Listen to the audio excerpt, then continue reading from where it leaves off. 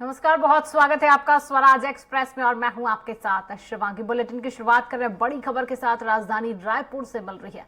बिजली बिल में बढ़ोतरी के विरोध में भाजयुमो का प्रदर्शन चल रहा है। गुड़ियारी बिजली दफ्तर का घेराव करने के लिए कार्यकर्ता निकले हुए हैं।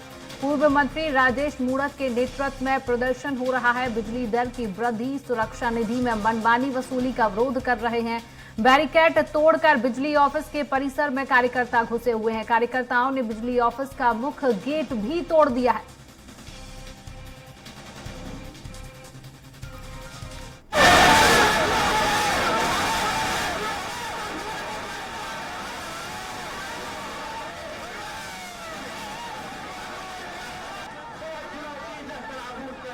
तो इसी खबर में अधिक जानकारी के लिए हमारे साथ राजधानी रायपुर से हेमंत शर्मा लाइव जुड़ चुके हैं। हेमंत, क्या कुछ जानकारी, किस प्रकार का माहौल देखने को मिल रहा है? भाजयुमो का राजधानी रायपुर में प्रदर्शन चल रहा है। हेमंत, अब आपके पीछे देख भी पा रहे हैं, आप हमें तस्वीरों में भी दिखाइए। हेमंत,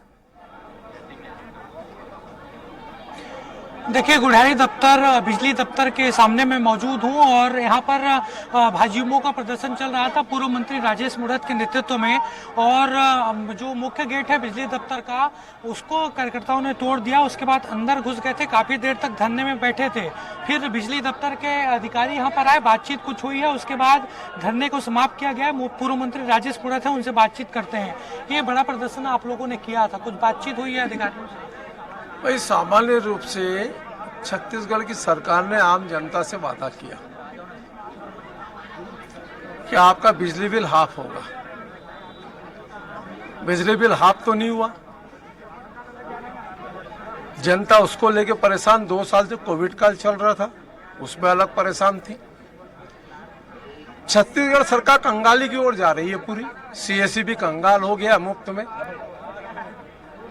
जब ये बीपीएल परिवार हो या जिनके ऊपर हो, इनको अधिभार लगा करके जो बिल दे करके वसूली कर रहे हैं अपने अकाउंट को भरने के लिए, आज ये पेमेंट नहीं कर पा रहे, तनख्वाह नहीं बांट पा रहे, तो इसके कारण इनका खजाना खाली हो गया। छत्तीसगढ़ सरप्लस बिजली, और छत्तीसगढ़ की जनता के गरीब परिवार को सरचार्ज लगा करके डिपॉजिट के नाम पर जो पैसा वसूल कर रहे हैं, जिसका 200, 400, 500 रुपए का बिल आ रहा है, 1000, 2000 का बिल आ रहा है। छत्तीसगढ़ की सरकार को एक तरफ वादा करती है कि बिजली बिल हाफ करेंगे, हाफ ना करके अधिभार दे रही है।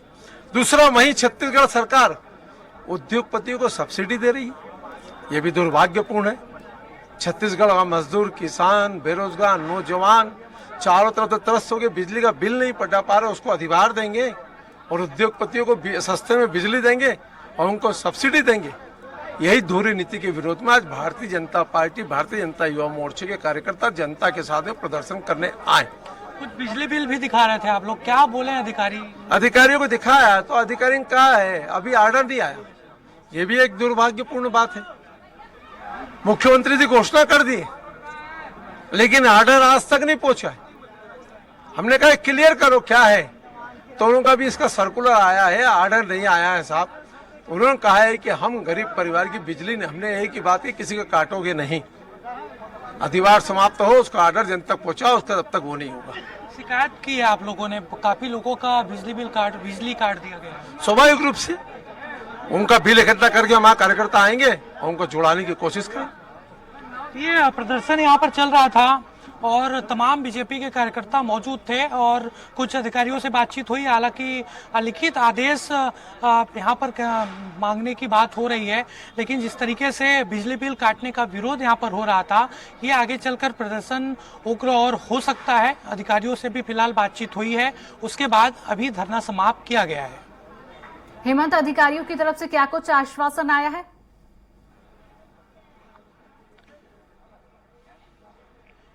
देखिए, बिजली दफ्तर के परिसर में पूर्व मंत्री राजेश मूणत अपने कार्यकर्ताओं के साथ धरने पर बैठे थे और मांग हो रही थी कि कोई जिम्मेदार अधिकारी आकर बात करे। उसके बाद कुछ देर बाद बिजली विभाग के अधिकारी यहां पर पहुंचे और उनसे बातचीत हुई है और उन्होंने आश्वासन दिया है कि किसी का बिजली बिल नहीं काटा जाएगा। इसके अलावा जो ज़्यादा बिजली बिल किसी का आया है, उसको भी यहाँ पर जो त्रुटि हुई है उसको ठीक कर लिया जाएगा। आश्वासन मौखिक तौर पर दिया गया है और फिलहाल मौखिक आश्वासन के आधार पर ये धरना अभी समाप्त किया गया है, प्रदर्शन समाप्त किया गया है। लेकिन अगर कुछ दिन तक या 1-2 दिन तक लिखित आदेश नहीं आता है, उसके बाद फिर ये प्रदर्शन हो सकता है। हेमंत, तमाम जानकारी साझा करने के लिए बहुत बहुत शुक्रिया।